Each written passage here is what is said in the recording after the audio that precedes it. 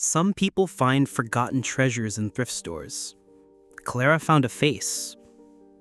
It was a quiet Sunday. Rain tapping on the windows, clouds hanging low. Clara had just moved into a new apartment. Nothing special. 2 rooms, peeling wallpaper, but it was hers. And after years of couch surfing, that meant something.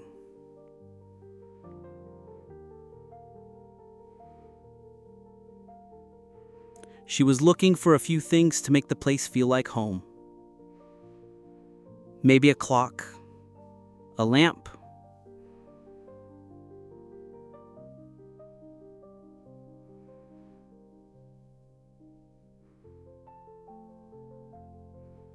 Something with history.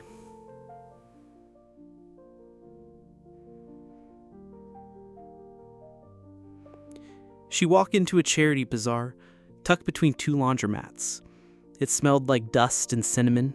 Volunteers smiled at her with that kind of warmth you can't fake. In the back, under a pile of knickknacks, she saw it. An old wooden picture frame, worn edges, a small crack in the glass. But what caught her wasn't the frame, it was the photograph inside. A little boy, maybe 8 or 9, big brown eyes, a smile that tried to be brave but didn't quite make it. The background was plain, a wall, maybe a hallway, but his gaze, it stopped her cold. She asked the woman behind the table, "Is this someone's family?" "No," the woman replied. "We found a box of old frames in a donation." Most were empty. That one came like that. Clara stared at it. She couldn't explain it, but something pulled at her chest. A strange kind of recognition. "I'll take it," she said. That night, she sat on the floor of her tiny living room, frame in her lap. She traced the boy's outline with her eyes. He looked familiar. Not his face exactly, but something in it. The way he held his shoulders, that quiet sadness. She knew that sadness. She had worn it too, once. Clara grew up in foster care. She bounced from home to home.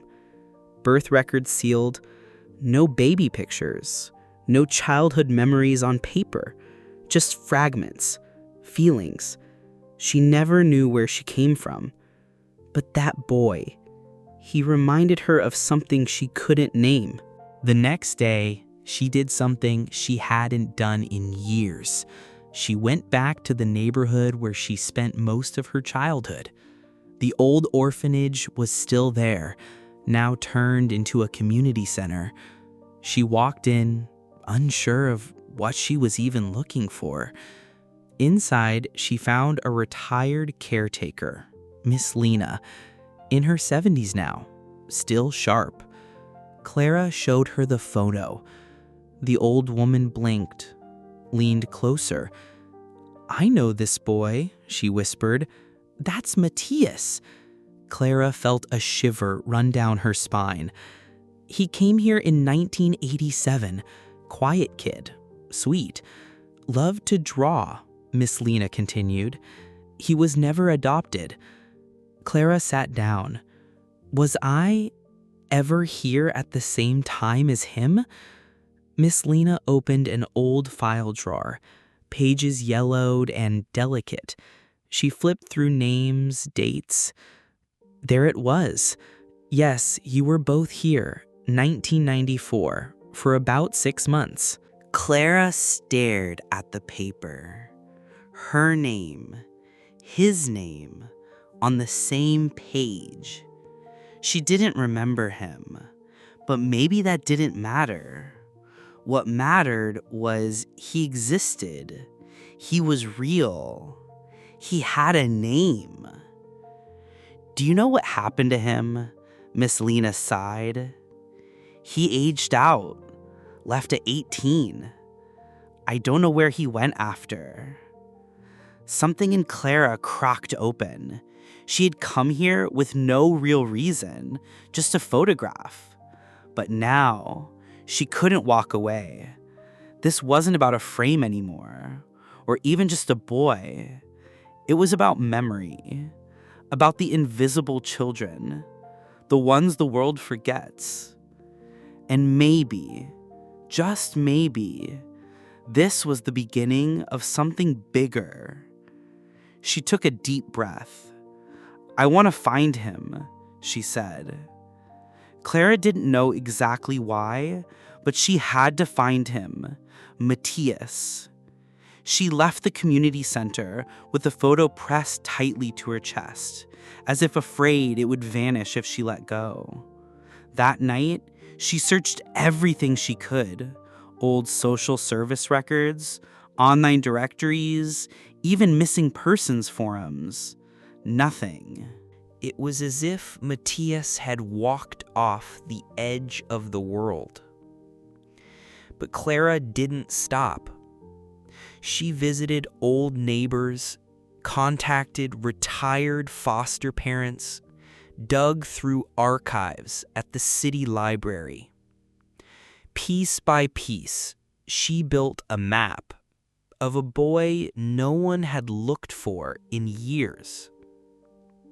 She discovered he had a half-brother once placed in the same system, a man named Tomás Rivera, now in his late 60s, still living just 2 cities away.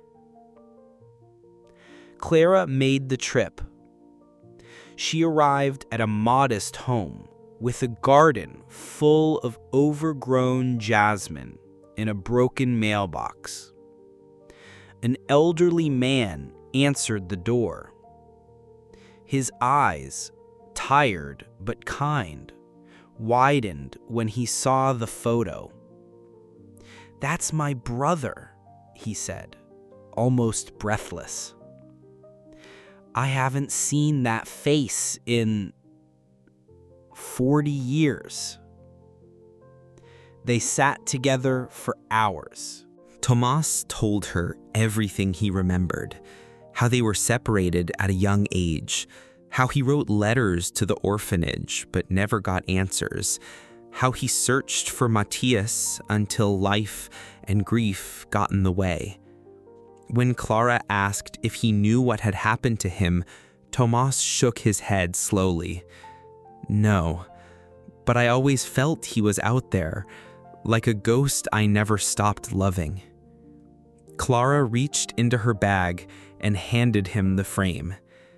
"He was," she whispered, "and now he's found you." Tomás held the frame like it was made of glass. His hands trembled. "I have no family left," he said. "You do now," Clara replied, her voice barely above a whisper. That moment changed them both. Clara had started this journey to uncover someone else's past, but along the way, she unearthed her own. In helping Matias be remembered, she began to rewrite her own story, not as a girl forgotten by the system, but as a woman who chose to remember, who chose to connect. Tomás introduced Clara to the rest of the Rivera family, nieces, nephews, people who had never even heard of Matias but welcomed him home anyway. They added the photo to the family wall, next to birthdays, graduations, weddings. Not forgotten anymore. Clara visits often now. Every time she steps into that house, she sees her own reflection in the faces around her. She didn't just find a boy in a picture, she found a family. She found a place where her past, with all its holes and silences, could finally breathe. Because sometimes the things we're meant to find us first. And sometimes the smallest act, picking up a dusty frame at a flea market, becomes the beginning of healing, of remembering, of belonging. Maybe you've felt forgotten, or maybe you've been the one to remember someone else. But either way, you matter. Your story matters. And somewhere out there, someone might be holding a piece of it, just waiting to find you. So ask yourself, who have you not looked for? Who might be looking for you?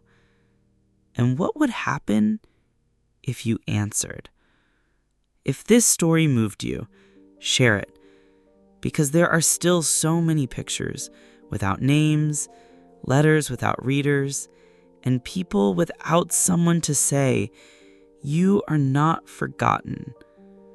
Subscribe to Resilient Stories for more true inspired tales of second chances, unexpected connections, and the quiet strength of those who choose love even after loss. Because sometimes just being remembered is the beginning of everything.